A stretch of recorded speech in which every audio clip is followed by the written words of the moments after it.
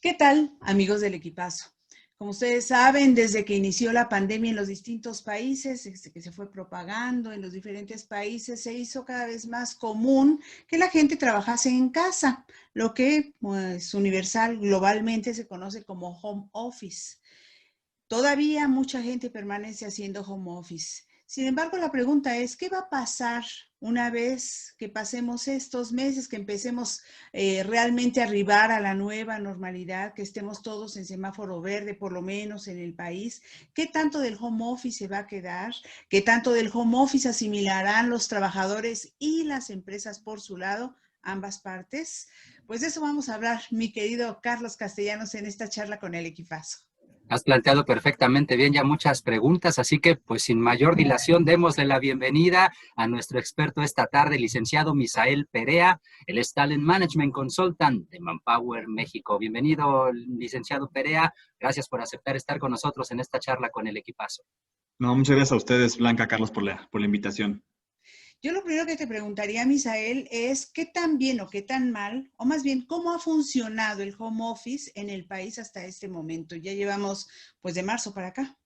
Sí, exacto. Fíjate que es muy interesante, Blanca. De hecho, nosotros como Manpower, que somos líder global en reclutamiento, pues empleamos a más de 2,000 personas casi cada mes, ¿no? Tenemos a 2,000 clientes cada mes y tenemos casi una plantilla activa de 100,000 empleados cada mes, ¿no? Y obviamente es muy interesante este tema del home office porque ha crecido mucho su popularidad, pero no hay que también olvidar que ya llevamos mucho tiempo con estas iniciativas. De hecho, estos temas del home office en México es muy importante porque es un factor determinante para que los candidatos apliquen a una empresa. Es decir, ya vemos un incremento de los candidatos que están buscando pues un lugar de trabajo o una empresa que tenga esas prácticas de home office. Y es curioso cómo en marzo empieza pues a ver todo esto, ¿no? Del home office como una tendencia muy fuerte en nuestro país. ¿Y a qué me refiero? Que cuando llegó el tema de la pandemia, pues a las empresas las agarraron, digamos, como en curva, porque muchas empresas no tenían el tema del home office. Entonces, ahora vemos que casi 66% de las empresas fueron afectadas en una forma muy fuerte en esto, por lo que tuvieron que implementar home office. Ahora, ¿esta tendencia se mantendrá? Es una pregunta muy buena. La verdad es que sí, se va a mantener y va a seguir. O sea, pero aquí hay dos caras. Cuando decimos el home office llegó para quedarse, hay personas que dicen, perfecto, me siento muy bien, me encanta el home office. Pero también hay personas que nos dicen, hoy empiezo a temblar, es que no me gusta el home office, es que no me siento bien con el home office, ¿no? Realmente hay dos caras que las empresas tienen que evaluar y sobre todo tienen que proveer. De hecho, el día de ayer nos sorprende la legislación española, donde dicen que van a empezar a regular el home office, ¿no? Donde 30% de tu jornada puede ser el home office, pero las empresas se comprometen a dar esta capacitación. Y eso es lo principal, que si las empresas van a empezar a dar home office, sepan que los colaboradores tienen las herramientas pues para ejecutar el home office como se tiene que hacer, que conozcan las plataformas tecnológicas como deben ser.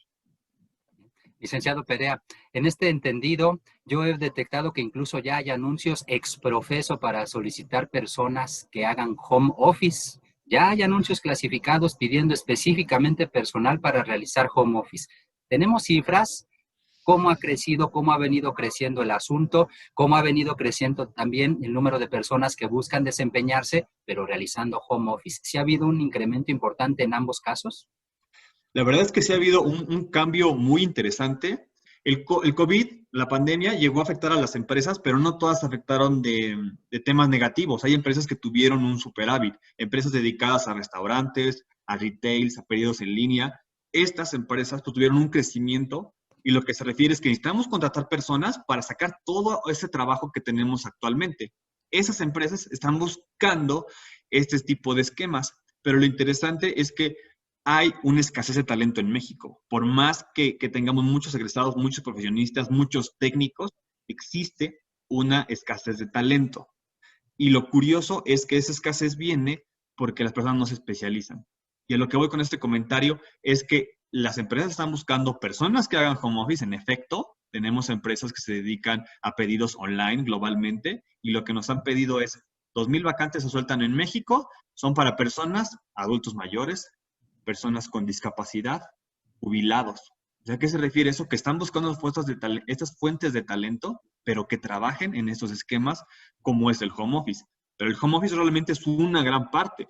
La flexibilidad en el trabajo se basa en otras cosas, como, por ejemplo, licencias de paternidad extendidas, de maternidad extendidas, que tú puedas pedir semestres o años sabáticos, que el home office sea perpetuo. Por ejemplo, General Motors, hasta nuevo aviso, va a tener home office.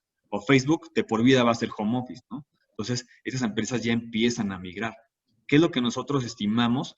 Que 35% de las empresas, de las empresas que no incluyen esto, van a estar obsoletas, porque ya las personas de la generación que sea están pidiendo este esquema, porque les funciona, porque es algo que facilita y en algunos casos aumenta la productividad. Mencionas General Motors, mencionas Facebook, como ha sucedido con Google, por ejemplo, que son empresas muy, muy grandes, empresas globales, que son las que están implementando mayoritariamente home office. En el caso México de las empresas domésticas, ¿tenemos algún porcentaje? ¿Cómo han asimilado el home office las empresas de casa? Realmente, de hecho, esos ejemplos que doy de General Motors incluyen México. También hay una empresa muy importante como es Amazon México, que también lanzó este tema de vacantes que podemos consultar. Realmente, en temas domésticos ha habido un superávit, y me refiero a miles de vacantes que están publicando actualmente en los servicios de sanidad, servicios de restaurantes, servicios de retail. Y esas hablan de una tendencia en México que ya empezamos a ver. Es decir, obviamente sabemos que la mayoría de la economía en México es informal, que tuvieron obviamente grandes afectaciones las personas que vendían, por ejemplo, comida fuera de las escuelas o los corporativos, se vieron realmente afectadas, pero empresas mexicanas ya se empieza a quitar la tendencia negativa. De hecho, en una encuesta que hacemos trimestralmente, ya empezamos a ver temas positivos, ya no despedir, sino ciertos aumentos y reactivaciones que están empezando a partir de la famosa estrategia Nueva Normalidad que hizo el gobierno federal a partir de junio. Entonces empezamos a ver todas estas vacantes. ¿Hay exactamente un escenario bueno para México? Sí. De hecho, algo que estaría interesante compartir con la audiencia es que sí hubo empresas que tuvieron que desvincular, extinguir ciertas plantas, cerrar ciertos corporativos, pero es talento boomerang. Es decir, que los corporativos ahora necesitan ese talento. Entonces, muy buena oportunidad para actualizar nuestro currículum, para aprovechar este tiempo, si fue capacitarnos en alguna cosa y vendernos mejor para cualquier empresa. Licenciado Perea, mencionaba hace un rato, 66% de las empresas ya implementaron el home office, 66% de las empresas. La pregunta aquí sería, ¿en qué porcentaje sus empleados ya realizan home office? Es decir, no creo que toda la plantilla de estas empresas se desarrolle home office. ¿Qué porcentaje real en cada una de estas empresas utilizan el home office? Aunado a esto, ¿cómo son los sueldos? ¿Mayores, menores cuando se contrata por home office? ¿Y las prestaciones son las mismas, son menores, son diferentes, no hay prestaciones? Ese tipo de cosas creo que son importantes. Claro, cuando tú empiezas a hacer home office, lo importante pues es saber qué entorno te estás desenvolviendo, ¿no? Y empezando con el tema, ese 66% se estima porque fue de tres personas que trabajan en empresas que declaró la Secretaría de Trabajo, solamente una fue afectada en su mayoría o al 100%. Quiere decir que el 66% trabaja remoto. De ese porcentaje de home office, de hecho, IBM hizo una encuesta muy fuerte, un estudio reciente sobre el tema de home office, y estima que 52% de estas empresas ya están haciendo home office, pero refiere como home office o intermitencia, porque sabemos que, por ejemplo, líneas de producción no podemos descuidar al 100%. Realmente el home office es un reto muy interesante para las empresas mexicanas, y lo primero es descartar que no hay sueldos menores, eso sí no existe, tampoco las prestaciones se restan. De hecho, los contratos que tienen actualmente los empleados no está tipificado como es una labor 100% remota, no. Lo que se limita es que el contrato explica las actividades, pero se cuentan con las prestaciones de ley. Eso sí, no hay ninguna disminución y ninguna que se haya reportado a la Secretaría del Trabajo. ¿Cómo está haciendo este esquema de sueldos? Pueden aumentar realmente si aprovechas las capacidades que tienes. Por ejemplo, si entras a una empresa y sabes dominar todas las plataformas de videollamadas y sobre todo sabes ser un líder en esta era digital, tienes una ventaja frente a candidatos que no. ¿A qué me refiero esto? Que obviamente la empresa dice, vamos a trabajar en home office, tenemos que atacar a los mismos clientes, tenemos que atacar el mismo producto, ¿no? ¿Qué es lo que requieren ahora? Líderes y personas profesionales que sepan liderar en esta era digital. Entonces, por esa parte, los sueldos no han disminuido, sí pueden aumentar, porque incluso tienes facilidad de hacer negocios más fácilmente. Si tienes que trasladarte por toda la ciudad, dando una ruta para visitar clientes, ahora en tema de home office puedes tener esas 3 llamadas o incluso duplicarlas en un día. Entonces, realmente no están aumentando los sueldos y lo importante es, si tenemos un poco de miedo o resistencia a los temas digitales, es tiempo de quitarnos la barrera porque el mercado laboral lo está exigiendo y de hecho se aceleró muchísimo. Pues las empresas están implementando temas digitales y temas de robotización, pensaríamos que somos obsoletos. No, eso está aumentando las vacantes, se transforman. Por ejemplo, un analista contable se está transformando en un analista de costos, un analista de riesgos, que es algo que una máquina nunca va a poder hacer. Entiendo que por lo que dices, que los operativos son los que no pueden hacer home office, naturalmente, los que operan las máquinas, concretamente, por decir algo, ¿no? O como un ejemplo. Pero hace rato hablabas de que hacía falta talento en México, que había mucha oferta laboral, pero que lo que hacía falta era talento. ¿Qué tipo de talento es el que hace falta? ¿Este de especialización en medios digitales? La primera curva, exacto, Blanca, la primera es temas digitales, pero, por ejemplo, algo que sorprende mucho es que en los últimos 3 años en México se necesitan choferes, se necesitan mecánicos, ¿no? Entonces dirán muchas personas, ok, estudio una carrera, me garantiza un buen empleo. No siempre, hay que especializarse también en temas técnicos. Por ejemplo, ventas es un perfil que en México existe muchísimo, ¿no? Muchísimo, hay muchas vacantes de ventas, ¿no? Y hay muchísimos vendedores, pero ahí está, ¿cuál es la escasez en vendedores? En vendedores consultivos. Eso es lo que cambia realmente, ¿no? En técnicos, ¿no? Personas almacenistas, claro, hay muchísimos almacenistas que aplican diariamente a vacantes. Ahora, si tú eres un almacenista y sabes utilizar un montacargas, esto te garantiza mucho más sueldo, incluso casi el triple de tu sueldo especializarte. Entonces, digamos, esa especialización se adquiere realmente en la escuela, no siempre. Hay temas técnicos que se pueden incluso capacitarse en otras plataformas y certificarte. Por ejemplo, la SEP, a través del Conocer, certifica competencias, ¿no? Como atención al público, atención en venta telefónica, trabajo en equipo. Son cosas que tú puedes certificar, que no se aprende realmente en un libro, sino que las aprendes con la experiencia. Y eso es lo que necesita México. Claro. Licenciado Perea, la gente prefiere el home office como consecuencia del miedo que está generando en estos momentos la pandemia de COVID-19. Están manifestando que ellos prefieran trabajar realizando home office o no necesariamente, o todo lo contrario.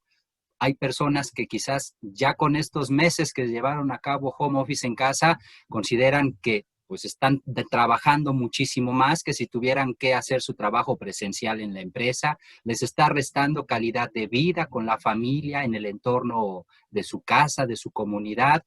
Por eso la pregunta, me imagino que puede haber de ambos lados, ambas posibilidades. ¿Ustedes cómo están detectando el asunto? ¿Es más la gente que prefiere hacer home office o es menos? Aquí hay un tema muy interesante que el gobierno federal ha dejado de tarea obligatoriamente a todas las empresas vigilar la nueva normalidad, que estamos en la tercera etapa de la nueva normalidad, que significa todo este tema cuando vamos al supermercado, que es la toma de temperatura, oxigenación, las personas que tienen al público careta. Todas estas medidas son necesarias para no propagar el COVID. Pero lo que tú te refieres, Carlos, es muy interesante porque las empresas también están obligadas a cuidar la salud mental de los trabajadores. Antes de la pandemia, la OCDE, incluso Forbes, declaró que México es el país más estresado por su trabajo y somos el país dentro de la OCDE que más horas trabaja. Entonces somos un país ya muy estresado.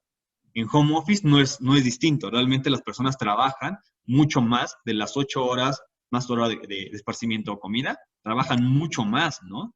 Y luego resulta que mi jefe en la noche me envió un WhatsApp, oye, Misael, ¿sabes qué? Prepara el informe porque mañana temprano lo vamos a checar. Ese WhatsApp ya es pensar en el trabajo y podría tomarse realmente, ante la ley no, pero realmente se toma como seguir trabajando. Las personas sí están teniendo un miedo al COVID y, por ejemplo, las personas que han salido adelante por este padecimiento, pues el tema de discriminación también está a la vuelta de la mano, ¿no? Porque él tuvo COVID, no lo puede contagiar. Aunque ya pasó esto, ya fue dado de alta, no, me lo puede contagiar. Entonces, de antes de la pandemia existía la norma 035. Esa norma 35 se refiere a este cuidado de riesgos psicosociales. Entonces, también está aquí el cuidado de la salud mental. ¿Cuál es la tarea de las empresas? Diagnosticar esto, si hay miedo y si hay resistencia. Muchas empresas hacen diferentes técnicas, como encuestas de satisfacción, encuestas al empleado, el famoso clima organizacional, encuestas dirigidas para la percepción, para saber qué es lo que está pasando, ¿no? Entonces, sí tenemos muchos clientes que actualmente están haciendo procesos de clima organizacional para saber qué es lo que está pensando las empresas, si tienen miedo, y si tienen miedo, es obligación de la empresa garantizar que estén en un entorno sano. Entonces, realmente sí hay una percepción de que puedo tener miedo, por eso hago home office, pero lo interesante es que mi empresa realmente es tarea de todos los colaboradores que tengamos un entorno seguro. El asunto de la reglamentación del home office es un asunto que vendrá después, que ya tendría que estarse trabajando en el Poder Legislativo. De hecho, a vistas de que hay un porcentaje de gente o de empresas que van a asumir el home office como un estilo de vida ya.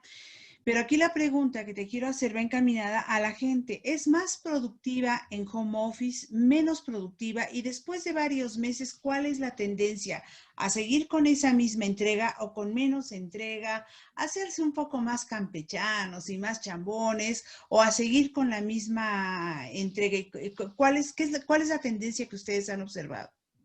La tendencia que hemos observado es que sí hay mayor productividad cuando se dan condiciones, cuando la empresa capacita a la persona en temas digitales para que siga operando, que doy capacidades, por ejemplo, de equipo, que existe el seguimiento de equipo, me refiero a reuniones periódicas, en ese entorno donde las personas saben qué tienen que hacer, cuando las empresas tuvieron que deshacer la estrategia que tenían en enero, ¿no? Este es el proyecto para todo año, no, vamos a tener que hacer uno nuevo.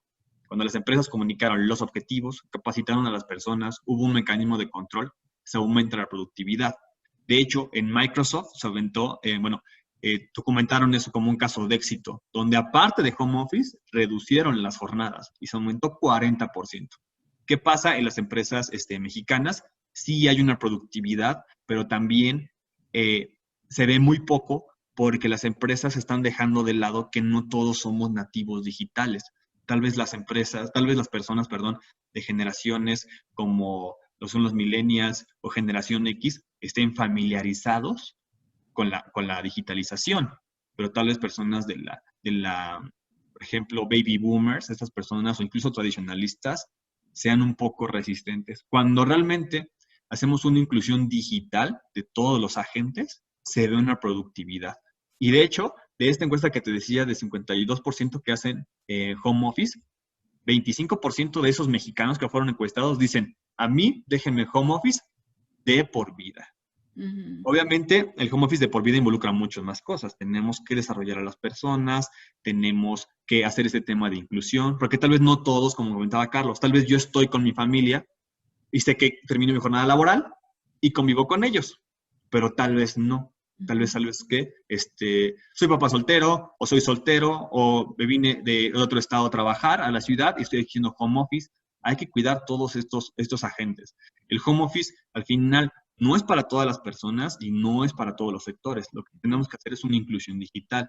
Por eso están migrándose estos esquemas, ¿no? De famoso 4x12, 4 días y 12 descansas, para también facilitar ese tema de inclusión, ¿no? De ver otra persona. Ya no es el chascarrillo de, oye, ¿quién imprimió 500 hojas, no?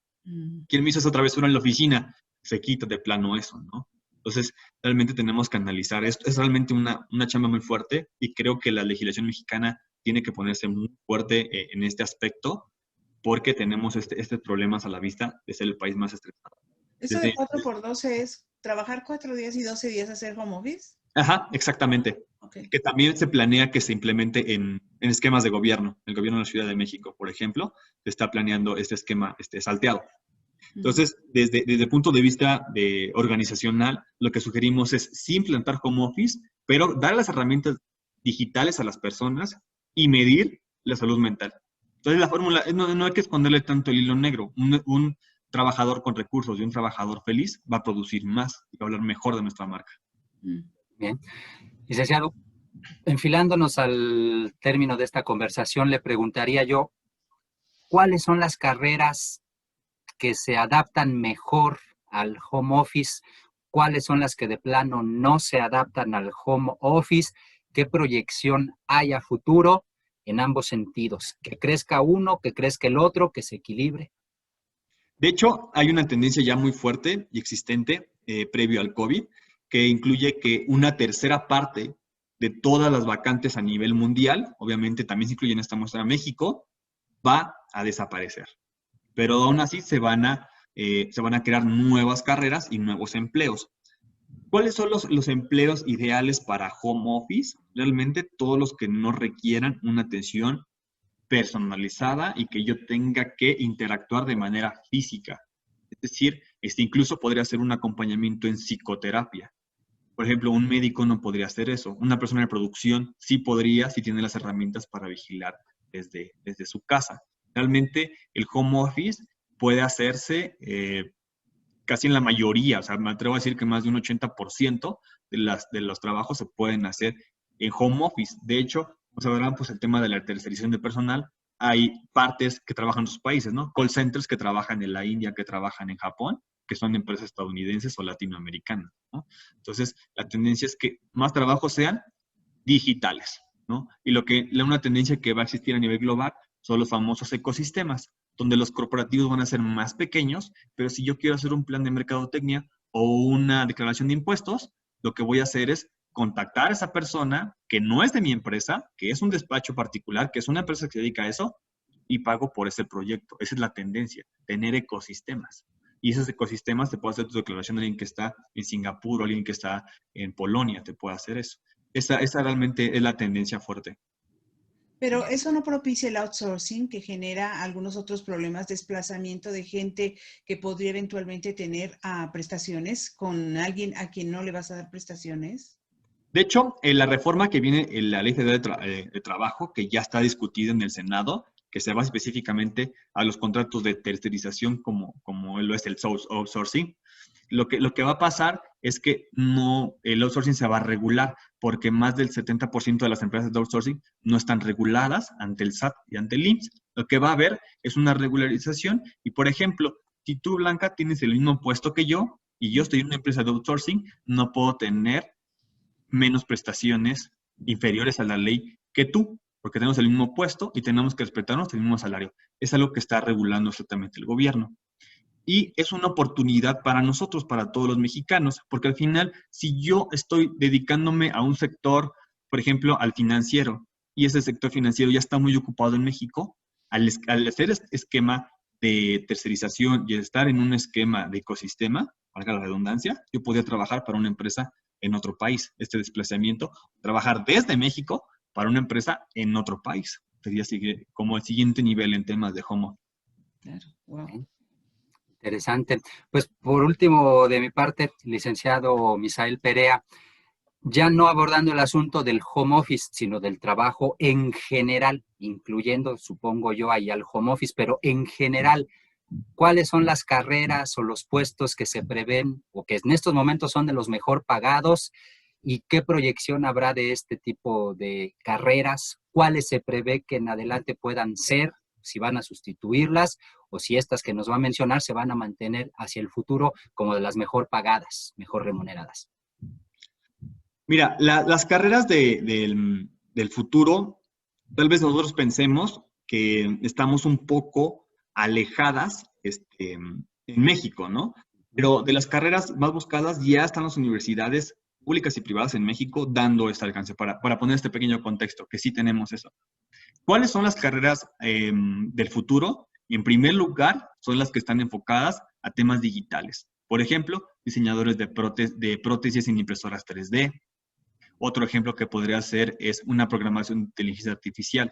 Estas que te digo ya están en México solicitándose. El otro tema es el tema de médico-biológicas, es decir, ingenieros y arquitectos biológicos e investigadores, cosas que está solicitando y son a futuro. Y otro tema es también dedicarse al tema consultivo financiero, es decir, asesores de riesgo, como mencionaba, especialistas en desarrollo de talento. Esas son como las carreras que van más a futuro. ¿Cuáles son las carreras que están prontas a no extinguirse, sino a que van a requerir una especialización para no ser obsoletas? Temas de auxiliares administrativos, call center, financieros, pero solamente que se refieran a una tarea, como analistas de cuentas por pagar o cuentas por cobrar, y también para el tema de arquitectos. Ahora se van a convertir en expertos en urbanización. O sea, realmente eso es el futuro. Dedicarnos a problemas que van a ser el futuro. Médicos, problemas de contaminación, de energías renovables. Esos problemas del futuro, esos son los que necesitamos profesionales que los resuelvan. Y son las que ya están actualmente en México. Bien, gracias. ¿Y los abogados y los periodistas? Siempre seguirán. Apuesto que no sería lo mismo, Blanca, que yo estuviera ahorita charlando contigo y que fueras un robot, ¿no? ¿Qué me diría el robot ahorita, no? No tenemos esa perspicacia. No te haría el chascarrillo, seguro. Por supuesto. Muy bien. Y los abogados, pues tampoco podemos evitar a los abogados o los ayudantes domésticos también, ¿no? Aunque están siendo sustituidos estos últimos, en algunos casos, por robots. Exactamente. Sin embargo, ya hay aplicaciones donde tú puedes contratar a alguien que te ayude a tu hogar mucho más rápido. Entonces, digo, al final es una oportunidad, ¿no? El llamado término uberización, donde yo puedo trabajar con una empresa y contrato a otras personas para que hagan ese trabajo. Es una gran oportunidad para las personas. Recomendaciones para nuestros amigos que busquen empleo, y yo creo que con eso podríamos cerrar. Claro que sí, mira, algo que tienen que hacer primero es ver su objetivo profesional. En México tenemos que quitarnos esa banda de que yo trabajo en lo que se puede. No, se puede trabajar en lo que se quiere. Entonces, tener mi objetivo profesional. Segunda, crear un buen currículum de impacto. Si no tengo experiencia, el estar en la escuela es propia experiencia. Hay que explotar nuestras habilidades. Tercero, siempre estarnos capacitando. Créanme, a la audiencia cuando escuche, yo en 5 años que tengo de experiencia, en esos 5 años me tuve que capacitar todavía mucho más. Entonces, esa capacitación nunca se termina. Y que sigan intentándolo, que apliquen una vacante, que tengan la experiencia y que consigan el trabajo de sus sueños. Es una buena recomendación. Qué bonito. Muy bien. Pues Misael Perea, Talent Management Consultant de Manpower, muchísimas gracias por haber conversado con el equipazo. Muchas gracias. Saludos. Hasta luego. Hasta la próxima. Gracias.